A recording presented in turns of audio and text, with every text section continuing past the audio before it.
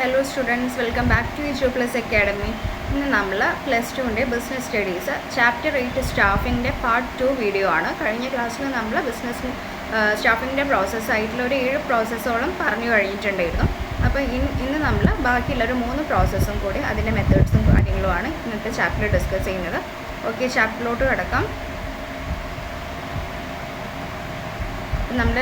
നമ്മൾ training and development എന്ന് പറഞ്ഞ പ്രോസസ്സായിരുന്നു എടുത്തിട്ടുണ്ടായത്. അപ്പോൾ ട്രെയിനിങ് ആൻഡ് ഡെവലപ്മെൻറ്റ് എന്ന് പറയുമ്പോൾ ട്രെയിനിങ് എന്ന് പറഞ്ഞാൽ എന്താണ്?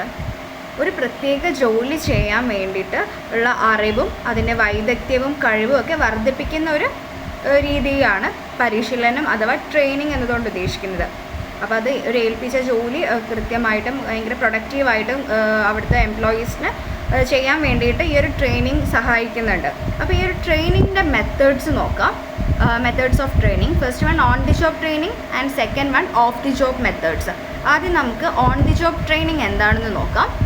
ജോലി സ്ഥലത്ത് വച്ച് തന്നെ പരിശീലനം നൽകുന്നതിനെയാണ് ഓൺ ദി ജോബ് മെത്തേഡ്സ് എന്ന് പറയുന്നത്. തൊഴിലാളിക്ക് യഥാർത്ഥ ജോലി സാഹചര്യത്തിൽ ഒരു സൂപ്പർവൈസറുടെ കീഴിൽ ജോലി പഠിക്കാൻ കഴിയും. ജോബ് റൊട്ടേഷൻ, സീനിയേഴ്സിൻ്റെ അസിസ്റ്റൻ്റ് ആവുക, ടെമ്പററി പ്രൊമോഷൻ തുടങ്ങിയവ ഇതിൽപ്പെടും. അപ്പോൾ ഓൺ ദി ജോബ് ട്രെയിനിങ് എന്ന് പറഞ്ഞാൽ യഥാർത്ഥ ആ ഒരു ഓർഗനൈസേഷൻ ആ ഒരു ജോലി സ്ഥലത്ത് വെച്ചിട്ട് തന്നെ ജോലി ചെയ്യിപ്പിച്ച് പരിശീലനം നൽകുന്നതിനെയാണ് ഓൺ ദി ജോബ് ട്രെയിനിങ് എന്നതുകൊണ്ട് ഉദ്ദേശിക്കുന്നത്. ഓക്കെ, അപ്പോൾ ആ ഒരു ഫേമിൽ വെച്ചിട്ട് തന്നെ ആയിരിക്കും അവർക്ക് ആ ഒരു ജോലി പരിശീലനം കൊടുക്കുന്നത്. അതാണ് on the job training. Next of the job methods. Of the job method എന്ന് പറഞ്ഞാൽ എന്താണ്? യഥാർത്ഥ ജോലി സ്ഥലത്തിന് പുറത്ത് വെച്ച് ജീവനക്കാർക്ക് നൽകുന്ന പരിശീലനത്തിനെയാണ് ഓഫ് ദി ജോബ് മെത്തേഡ് എന്ന് പറയുന്നത്. പരിശീലനത്തിൽ ഏർപ്പെട്ടിരിക്കുന്ന തൊഴിലാളികളുടെ ഭാഗത്തു നിന്നും യാതൊരുവിധ ഉൽപ്പാദനവും സ്ഥാപനത്തിന് ലഭിക്കുന്നില്ല. Class room, lecture room, conference, film, television പ്രദർശനം തുടങ്ങിയവ ഇതിൽ വരുന്നു. അപ്പോൾ ഓഫ് ദി ജോബ് മെത്തേഡ് എന്ന് പറഞ്ഞാൽ എന്താണ്? യഥാർത്ഥ ജോലി ചെയ്യിപ്പിക്കാതെ, യഥാർത്ഥ ജോലി സ്ഥലത്ത് നിന്ന് ജോലി ചെയ്യിപ്പിക്കാതെ പരിശീലനം നൽകുന്നതാണ് ഓഫ് ദി ജോബ് എന്ന് പറയുന്നത്. ഓഫ് ദി ജോബ് എന്ന് പറഞ്ഞാൽ അപ്പോൾ ആ ഒരു ഫേമിലോ ആ ഒരു ഓർഗനൈസേഷനിൽ വെച്ചിട്ടല്ലാതെ പുറത്ത് വെച്ചിട്ട് ഒന്നെങ്കിൽ ക്ലാസ് റൂം ഓൺലൈൻ വഴിയോ ക്ലാസ് റൂമോ ലെക്ചർ റൂമോ കോൺഫറൻസ് റൂമിലോ കോൺഫറൻസ് ആയിട്ടോ ഫിലിം ടെലിവിഷനിലൂടെയോ ഒക്കെ പ്രദർശനം നടത്തുന്നതും അതുപോലെ തന്നെ ഈ ഒരു ഇത്തരത്തിലുള്ള പ്രാക്ടിക്കലായിട്ടുള്ളൊരു ട്രെയിനിങ് പീരീഡ് അവർക്ക് കൊടുക്കാതെ ഔട്ട് ഓഫ് ദി ഓർഗനൈസേഷനിൽ വെച്ചിട്ട് നടത്തുന്നതാണ് ഓഫ് ദി ജോബ് മെത്തേഡ് എന്ന് പറയുന്നത്.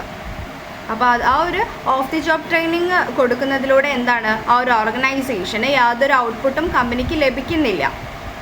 അതാണ് ആ ഒരു ഇത്. നമുക്ക് ഇപ്പോൾ ട്രെയിനിങ് ഇപ്പോൾ വിത്തിൻ അതിൽ ഓർഗനൈസേഷനിലാണെങ്കിൽ എന്താണ് അവർക്ക് ആ ഒരു ഔട്ട്പുട്ടും കാര്യങ്ങളൊക്കെ അവിടെ തന്നെ ലഭിക്കുന്നുണ്ട് ആ ഒരു ട്രെയിനിങ് കൊടുക്കുന്നതിലൂടെ. പക്ഷേ ഓഫ് ദി ജോബ് മെത്തേഡ്സിൽ അവർക്ക് പ്രത്യേകിച്ച് യാതൊരുവിധ ഔട്ട്പുട്ടും കാര്യങ്ങളും ലഭിക്കുന്നില്ല.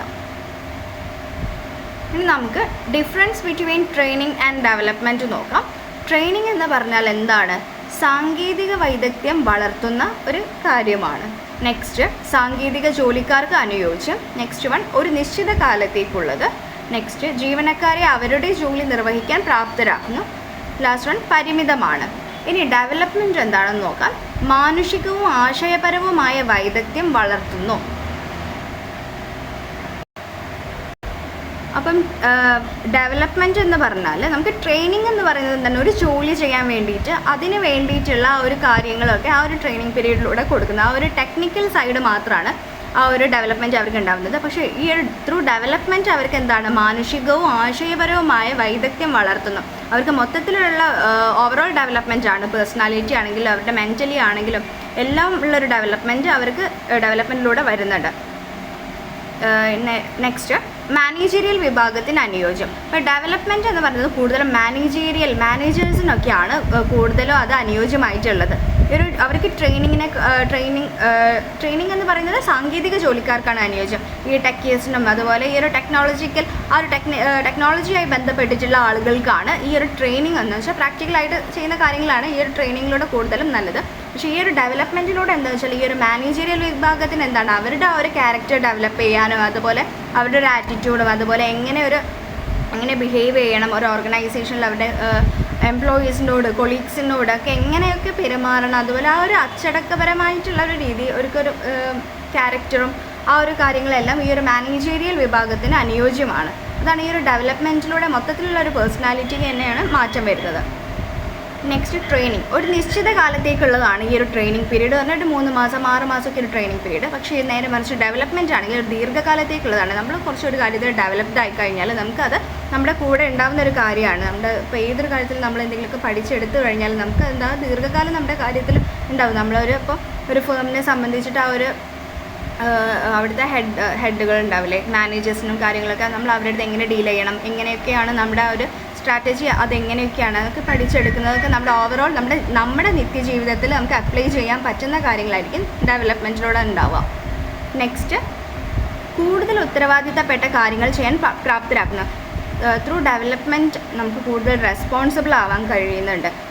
അത് നമ്മുടെ ഒരു മുതൽക്കൂട്ടാണ്. അപ്പോൾ മാനേജേഴ്സിനെ സംബന്ധിച്ചിട്ടും ഏതൊരാൾക്ക് സംബന്ധിച്ചിട്ടും കൂടുതൽ ഡെവലപ്മെൻറ്റിലൂടെ ഉത്തരവാദിത്തപ്പെട്ട കാര്യങ്ങൾ ചെയ്യാൻ നമ്മൾ പ്രാപ്തരാക്കുന്നുണ്ട് ഡെവലപ്മെൻറ്റ്. വിശാലമാണ്. നെക്സ്റ്റ് വൺ വിശാലമാണ് എന്ന് വെച്ചാൽ വൈഡ് ആയിട്ടുള്ളൊരു കാര്യമാണ് ഡെവലപ്മെൻറ്റ്. ട്രെയിനിങ് എന്ന് പറഞ്ഞിട്ട് നിശ്ചിത പരിധിക്കുള്ളിൽ തീർന്നു പോകുന്ന ഒരു പ്രോഗ്രാമാണ്. നേരെ മറിച്ച് ഡെവലപ്മെൻറ്റ് വളരെ വൈഡ് ആയിട്ടുള്ളതാണ്. നമുക്ക് ലൈഫ് ലോങ് ഡെവലപ്മെൻറ്റ് നമ്മുടെ കൂടെ ഉണ്ടാവും നമ്മളൊരു കാര്യത്തിൽ ഡെവലപ്ഡ് ആയി കഴിഞ്ഞാൽ. അപ്പോൾ അതാണ് ഈ ഒരു ട്രെയിനിങ്ങും ഡെവലപ്മെൻറ്റും തമ്മിലുള്ള ഡിഫറൻസ്. നെക്സ്റ്റ് വൺ 8ാമത്തെ സ്റ്റാഫിങ്ങിൻ്റെ പ്രോസസ്സാണ് പെർഫോമൻസ് അപ്രൈസൽ. അപ്പോൾ പെർഫോമൻസ് അപ്രൈസൽ എന്ന് പറഞ്ഞാൽ പ്രവർത്തികൾ നിർവഹിക്കുന്നതിന് തൊഴിലാളിക്ക് ഉണ്ടായിരിക്കേണ്ട കഴിവുകൾ വിലയിരുത്തുന്നതിനുള്ള വ്യവസ്ഥാപിതവും വസ്തുനിഷ്ഠവുമായ മാർഗമാണ് നിർവഹണ മൂല്യനിർണ്ണയം അഥവാ പെർഫോമൻസ് അപ്രൈസൽ. അപ്പോൾ ഒരു കാര്യം ചെയ്യാൻ വേണ്ടിയിട്ട്, അപ്പോൾ ഒരു ജോലി ചെയ്യാൻ വേണ്ടിയിട്ട് ആ ഒരു തൊഴിലാളിക്ക്, ആ ഒരു എംപ്ലോയിക്ക് ഉണ്ടായിരിക്കേണ്ട സ്കില്ലും അതിനെ നമ്മൾ വിലയിരുത്തുന്നതിനുള്ള ഒരു മാർഗം ഒരു കാര്യമാണ് പെർഫോമൻസ് അപ്രൈസൽ എന്ന് പറയുന്നത്. Okay, next one compensation. Compensation എന്ന് പറഞ്ഞാൽ എന്താണ്? ഒരു തൊഴിലുടമ ജീവനക്കാരുടെ സേവനത്തിന് പ്രതിഫലമായി നൽകുന്ന വേതനം, ശമ്പളം, അലവൻസ്, അതുപോലെയുള്ള മറ്റ് ആനുകൂല്യങ്ങൾ എന്നിവയാണ് വേതനം എന്ന് പറയുന്നത്.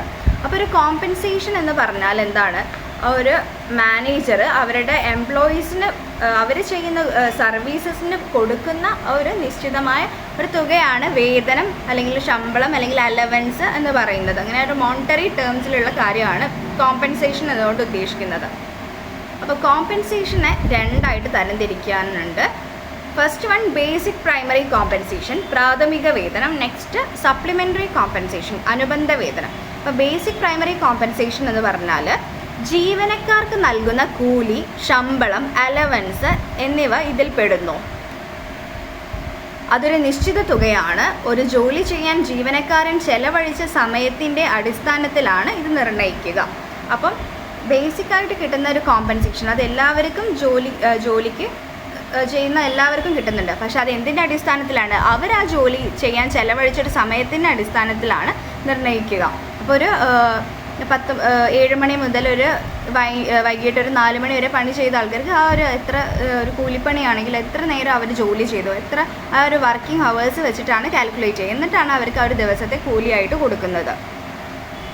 ഓക്കെ, അതാണ് അവരുടെ ബേസിക് ആയിട്ടുള്ളൊരു പ്രൈമറി കോമ്പൻസേഷൻ എന്ന് പറയുന്നത്. നെക്സ്റ്റ് സപ്ലിമെൻ്ററി കോമ്പൻസേഷൻ എന്ന് പറഞ്ഞാൽ അനുബന്ധ വേതനം. കൂടുതൽ കാര്യക്ഷമമായി പണിയെടുക്കാൻ ജീവനക്കാരെ പ്രേരിപ്പിക്കുന്നതിനായി നൽകുന്നതാണ് അനുബന്ധ വേതനം. ബോണസ്, കമ്മീഷൻ, ലാഭം പങ്കിടൽ തുടങ്ങിയ പ്രോത്സാഹന വേതനങ്ങളും സൗജന്യ യാത്രാ സൗകര്യം, കുറഞ്ഞ നിരക്കിൽ ഭക്ഷണം, ചികിത്സാ സഹായം, അവധിക്കാല യാത്രാ സൗജന്യം, പലിശരഹിത വായ്പ തുടങ്ങിയ ആനുകൂല്യങ്ങളും ഇതിൽപ്പെടും. അപ്പോൾ എന്താണ് സപ്ലിമെൻ്ററി കോമ്പൻസേഷൻ എന്ന് പറയുന്നത്?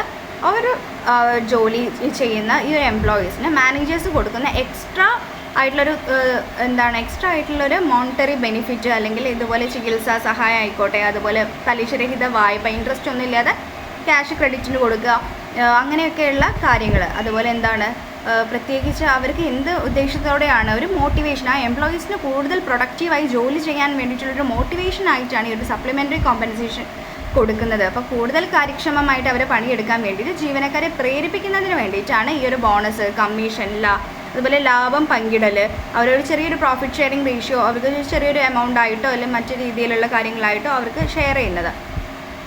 അത് അവരുടെ ഒരു കാര്യങ്ങൾ എന്താണ്, കൂടുതൽ പ്രൊഡക്റ്റീവായിട്ട് ജോലി ചെയ്യാനാണ് അവർ എംപ്ലോയീസിനെ സഹായിക്കുന്നുണ്ട്. ഈ ഒരു ബോണസിലൂടെയും കമ്മീഷനിലൂടെയും പ്രോഫിറ്റ് ഷെയറിങ്ങിലൂടെയും സൗജന്യ യാത്രാ സൗകര്യം, അതുപോലെ ഫുഡ് ആയിക്കോട്ടെ, ഇത്തരത്തിലുള്ള കാര്യങ്ങളിലൂടെ അവർക്ക് കൂടുതൽ നല്ല രീതിയിൽ, മികച്ച രീതിയിൽ ജോലി ചെയ്യാൻ വേണ്ടിയിട്ട് അവരെ പ്രാപ്തരാക്കുകയാണ് ചെയ്യുന്നത്. Next last one, promotion and transfer. Promotion and transfer എന്ന് പറഞ്ഞാൽ നമുക്കറിയാം, ജീവനക്കാരെ കൂടുതൽ ഉത്തരവാദിത്വമുള്ള സ്ഥാപനങ്ങളിൽ നിയമിക്കുന്നതിന് പ്രമോഷൻ എന്നും സ്ഥാപനത്തിലെ ഒരു യൂണിറ്റിൽ നിന്ന് മറ്റൊരു യൂണിറ്റിലേക്ക് ജീവനക്കാരെ മാറ്റി നിയമിക്കുന്നതിന് ട്രാൻസ്ഫർ എന്നും പറയുന്നു. അപ്പം ജീവനക്കാരെ കൂടുതൽ ഉത്തരവാദിത്വമുള്ള സ്ഥാപനങ്ങളിൽ നിയമിക്കുന്നതിന് പ്രമോഷൻ എന്നാണ് പറയുക. അപ്പോൾ നമുക്കറിയാം, ഒരു പോസ്റ്റിൽ നിന്ന് കുറച്ചും കൂടി ഹയർ പോസ്റ്റിലോട്ട് അവർ പ്രൊമോട്ട് ചെയ്യുകയാണ് ചെയ്യുന്നത് പ്രമോഷനിലൂടെ. അതൊന്നെങ്കിൽ നമുക്ക് എന്താണ്, വിത്തിൻ ദി ഓർഗനൈസേഷൻ ആയിരിക്കും, അല്ലെങ്കിൽ പ്രൊമോഷനായിട്ട് വേറൊരു ഓർഗനൈസേഷനിലോട്ടും പോകും. കൂടുതൽ ഹയർ പോസ്റ്റിലേക്ക്, കൂടുതൽ റെസ്പോൺസിബിലിറ്റി ഉള്ള ഒരു പോസ്റ്റിലോട്ട് അവരെ നിയമിക്കുന്നതാണ്. അപ്പോൾ അവരുടെ സ്റ്റാറ്റസും അതിനോടൊപ്പം തന്നെ വർദ്ധിക്കുന്നുണ്ട്. നേരെ മറിച്ച് ട്രാൻസ്ഫർ എന്ന് പറഞ്ഞാൽ എന്താണ്, സ്ഥാപനത്തിലെ ഒരു യൂണിറ്റിൽ നിന്ന് മറ്റൊരു യൂണിറ്റിലേക്ക് ജീവനക്കാരെ മാറ്റി നിയമിക്കുന്നതിനെയാണ് ട്രാൻസ്ഫർ എന്ന് പറയുക. അപ്പോൾ ഒരു ഓർഗനൈസേഷനിൽ നിന്ന് വേറൊരു ഓർഗനൈസേഷനിലേക്കോ, ഒരു ഓർഗനൈസേഷൻ്റെ ഒരു യൂണിറ്റിൽ നിന്ന് മറ്റൊരു യൂണിറ്റിലേക്കോ മറ്റൊരു ഡിപ്പാർട്ട്മെൻറ്റിലേക്കോ അവരെ മാറ്റം വരുത്തുന്നതിനെയാണ് ട്രാൻസ്ഫർ എന്ന് പറയുന്നത്. ഓക്കെ, അപ്പോൾ ഇത്രയായിരുന്നു നമ്മൾ ഇന്നത്തെ ക്ലാസ്സിൽ ഡിസ്കസ് ചെയ്തിട്ടുണ്ടായത്. അതുപോലെ റിക്രൂട്ട്മെൻറ്റിനെ കുറച്ച് ഡൗട്ട് സ്റ്റുഡൻസ് ചോദിച്ചിരുന്നു. അപ്പോൾ റിക്രൂട്ട്മെൻറ്റ് എന്ന് പറഞ്ഞാൽ എന്തായിരുന്നു?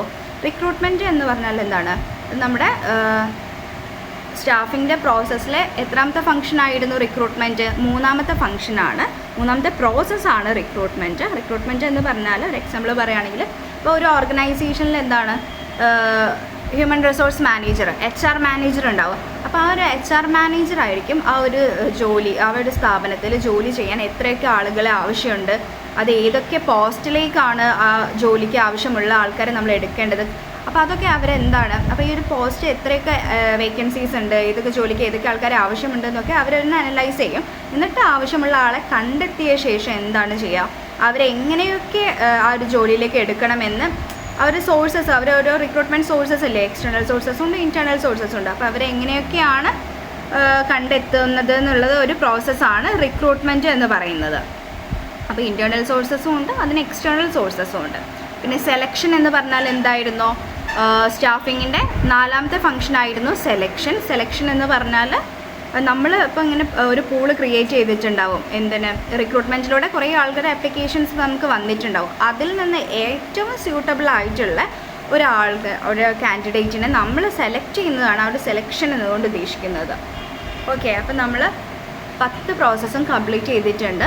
സ്റ്റാഫിങ്ങിൻ്റെ പ്രോസസ്സുകൾ എന്തൊക്കെയായിരുന്നു? Manpower planning, job analysis, recruitment, selection, placement, induction, training and development. Training and development 2 മെത്തേഡാണ്, ഓൺ ദി ജോബ് മെത്തേഡ്സും ഓഫ് ദി ജോബ് മെത്തേഡ്സും. On the job training and off the job methods. പിന്നെ performance appraisal. Next compensation. കോമ്പൻസേഷൻ്റെ 2 methods ആയിരുന്നു, എന്താണ്, primary കോമ്പൻസേഷനും ഉണ്ട്, supplementary കോമ്പൻസേഷനും ഉണ്ട്. Last one promotion and transfer. അപ്പോൾ ഇത്രയായിരുന്നു നമ്മൾ ഇന്നത്തെ ക്ലാസ്സിൽ ഡിസ്കസ് ചെയ്തിട്ടുണ്ടായത്. ഇനി നമുക്ക് ഒബ്ജക്റ്റീവ് ക്വസ്റ്റ്യൻസ് നോക്കാം. First question, which of the following is not an external source of recruitment? Option A campus recruitment, option B promotion, option C casual callers. Answer option B. External sources അല്ലാത്തത് എന്തായിരുന്നു? Promotion. Promotion എന്ന് പറഞ്ഞാൽ എന്താണ്, ഒരു പോസ്റ്റിൽ നിന്ന് വേറൊരു പോസ്റ്റിലോട്ട് കൂടുതൽ റെസ്പോൺസിബിലിറ്റീസ് കൊടുത്തിട്ട് ഹയർ ചെയ്യുന്നതായിരുന്നു പ്രമോഷൻ. നേരെ മറിച്ച് ക്യാമ്പസ് റിക്രൂട്ട്മെൻറ്റും കാഷ്വൽ കോളേഴ്സും എന്താണ്, എക്സ്റ്റേണൽ റിക്രൂട്ട്മെൻറ്റ് ആണ്. അപ്പം എക്സ്റ്റേണൽ റിക്രൂട്ട്മെൻറ്റ് അല്ലാത്ത ആണ് ചോദിച്ചത്, promotion. Next question, which of the following is an internal source of recruitment? Option A transfer, option B advertising on television, option C labour contractors. Answer option A, transfer. അപ്പോൾ internal source എന്ന് പറയുന്നത് transfer, ഒരു യൂണിറ്റിൽ നിന്ന് മറ്റൊരു യൂണിറ്റിലേക്ക് മാറ്റം വരുത്തുന്നത്, അതാണ് ട്രാൻസ്ഫർ എന്ന് പറയുന്നത്. അപ്പോൾ ഇത് ട്രാൻസ്ഫർ ഒരു ഇൻറ്റേർണൽ സോഴ്സസ് ഓഫ് റിക്രൂട്ട്മെൻറ്റ് ആണ്. Next question, fourth question, which is the process of management which is concerned with the obtaining, utilizing and maintaining a satisfactory and satisfied workforce? Option A planning, option B staffing, option C organizing. Answer option B staffing. അപ്പോൾ staffing എന്തായിരുന്നു? ഒരു ജോലിക്ക് വേണ്ട ആളെ നമ്മൾ എന്താണ് right person for the right job at the right time, ശരിയായ ജോലിക്ക് ശരിയായ സമയത്ത് ശരിയായ ആളെ നമ്മൾ കണ്ടെത്തുന്നതിനെയാണ് സ്റ്റാഫിംഗ് എന്ന് പറയുന്നത്. അപ്പോൾ it is A process of management which concern with obtaining, utilising and maintaining A satisfactory and satisfied work force ആണ് സ്റ്റാഫിംഗ് എന്നതുകൊണ്ട് ഉദ്ദേശിക്കുന്നത്. Next question, this analysis would enable an assessment of the number and types of human resources necessary for the performance of various jobs and accomplishment of organizational objectives. Option A, break-even analysis. Option B, workforce analysis. Option C, workload analysis. Answer option B, workforce analysis ആണ്. Next question, it refers to the process of searching for prospective employees and stimulating them to apply for jobs in the organization. Is option A, selection. Option B, orientation. Option C, recruitment. Answer option C, recruitment ആണ്. നമ്മൾ stimulate ചെയ്യുന്നത്, ആളുകളെ ഒരു ജോലി ചെയ്യാൻ പ്രേരിപ്പിക്കുന്നത് കാര്യമാണ് recruitment. Next question, it is the process of choosing from the pool of the prospective job candidates developed at the stage of recruitment. Option A selection, option B training, option C recruitment. Selection ആണ് നമ്മൾ കാൻഡിഡേറ്റ്സിനെ ആ ഒരു നമ്മൾ pool create ചെയ്തതിൽ നിന്ന് select ചെയ്യുന്ന ഒരു ഓപ്ഷനാണ് ഈ ഒരു റിക്രൂട്ട്മെൻറ്റിലൂടെയാണ് നമ്മൾ ചെയ്യുന്നത്. ത്രൂ റിക്രൂട്ട്മെൻറ്റ്, ആ ഒരു സ്റ്റേജ് റിക്രൂട്ട്മെൻറ്റ് കഴിഞ്ഞതിന് ശേഷം ചെയ്യുന്നതാണ് നമ്മൾ selection. Next question, which is the process of introducing the selected employee to other employees and familiarizing him with the roles and policies of the organization. Option A, orientation. Option B, selection. Option C, training. Answer option A, orientation പീരീഡിലാണ്. ഓറിയൻറ്റേഷനിലാണ് നമ്മൾ എന്താണ് നമ്മുടെ job റോളും കാര്യങ്ങളൊക്കെ മനസ്സിലാക്കുന്നതും അതുപോലെ മറ്റുള്ളവരെ familiarise ആവുന്നതും മറ്റുള്ള കൊളീഗ്സിനെയും അതുപോലെ അവരുടെ റോൾസും അവരുടെ നമ്മുടെ ഓർഗനൈസേഷൻ്റെ പോളിസീസും കാര്യങ്ങളൊക്കെ മനസ്സിലാക്കുന്നത് ആ ഒരു ഓറിയൻറ്റേഷൻ ടൈമിലാണ്. Last question, promotion leads to option A shifting an employee to a higher position. Option B entrusting higher responsibilities. Option C increasing status. Option D all of the above. Answer all of the above ആണ്, option D ആണ്. എന്ന് വെച്ചാൽ promotion എന്ന് പറഞ്ഞാൽ നമ്മൾ എംപ്ലോയിനെ എന്തൊരു higher പൊസിഷനിലേക്ക് മാറ്റുന്നത്, അതുപോലെ ഹയർ റെസ്പോൺസിബിലിറ്റീസ് ഉണ്ട്, അതുപോലെ സ്റ്റാറ്റസും ഇൻക്രീസ് ആവുന്നുണ്ട്. അപ്പോൾ അതാണ് പ്രമോഷൻ. ഈ 3 സംഭവമുണ്ട്, അതാണ് option D, all of the above. Okay, അപ്പോൾ നമ്മൾ സ്റ്റാഫിംഗ് എന്ന് പറഞ്ഞ ചാപ്റ്റർ കഴിഞ്ഞിട്ടുണ്ട്. Okay, thank you.